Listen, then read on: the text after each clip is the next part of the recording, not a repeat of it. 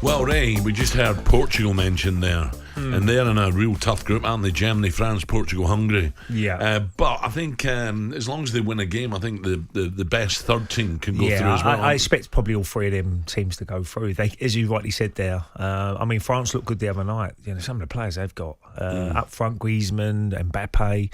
A midfield very strong without Kante. They didn't have Kante playing the other night, so they're pretty strong now. I think they've got to be one of the favourites to win it. Yeah.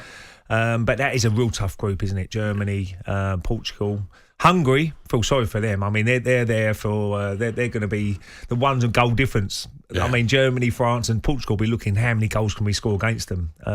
Maybe that comes into it as well, goal difference. Well, what about we'll quickly go through the groups and then we'll talk about England, because all the talk this morning is about, and Shaban will bring us up to speed, is about England's injuries.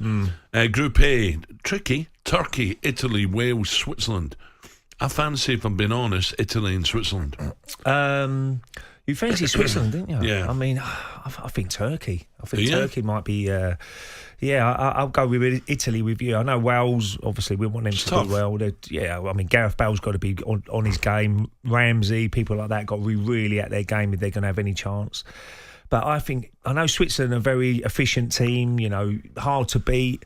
But I think Turkey have had a really good, warm up to the Euros, and I think Italy and Turkey may be the ones for me. When you've been looking at it, have you had a couple of little bets or something? Yeah, well, I do. That's why it's good, because when you have a little bet, you do follow teams, and that's why I thought Turkey and Italy are the ones to go through. Who have they beaten then? I don't know. Don't ask me that, Al. But no, I'm going to go Turkey. Turkey, Italy. Right. What about Group B? Denmark, Finland, Belgium, Russia. I'm going to go Denmark and Belgium. Russia will have a chance. But I think I'll be with you on that one. I think Denmark, again, a very, very tough team. Belgium, one of the favourites, so I expect them to get through and have a really good tournament. A lot of people think they might get to the final, maybe win it, Belgium. So you've got to fancy them. But I'm with you, Al. Belgium and Denmark for me in that one.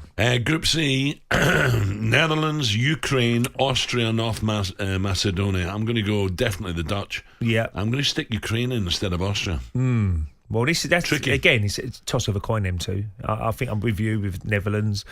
Austria, again, they're hard to beat, aren't they? So it's a sort of side that, you know, they're pretty... I think they're good at home, but I'm not sure about tournaments away from home. Yeah, Ukraine, I don't know. We'll have to look at the form going into the first game and the group stages, but I will probably go Netherlands and Ukraine. I'm with you on that one. Oh God, we'll leave England, Croatia, Scotland, Czech Republic. I think Croatia might have a good tournament. So, do you? Yeah. So you're going to say England, Croatia? I probably would, Al. But Scotland, they looked good the other night. I mean, against the Netherlands, you know, they play some good stuff. And I think they're a decent side. Without McTominay the other night as well. So Scotland, I think this is the best team they've had for a while. And that will give them a glimmer of hope. The England-Scotland game, obviously, is going to be... really looking forward to seeing how Scotland compete against England. But I don't know. I think I'm going towards Croatia. Okay. Group E, Spain, Sweden, Poland, Slovakia.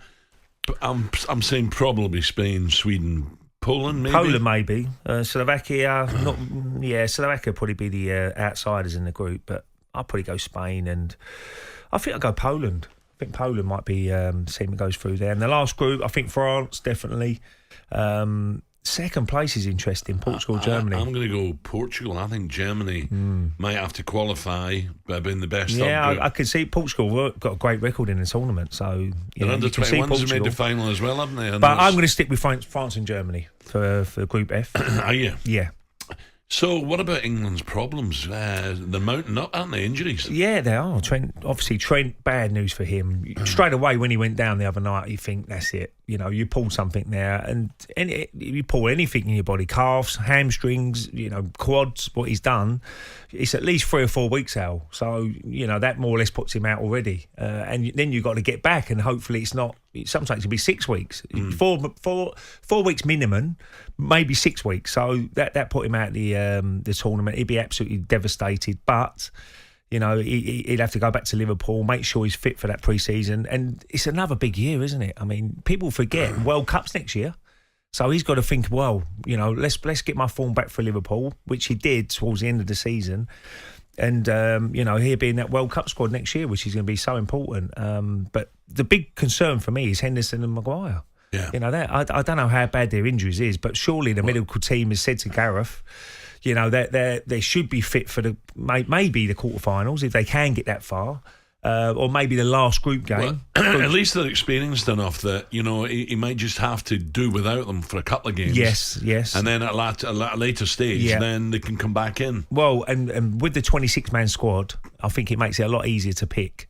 If it's 23, Al, then he's got a real dilemma to say, well, I can't pick both of them just in case. I mean, I might be able to pick one of them who's more likely to play. But with his 26 players, I think he had that little bit of a luxury to say, I can pick both, and it really is not going to affect me too much with the other players. So, and they've got great experience. They'll be great around the dressing room areas if they're not playing. They can help.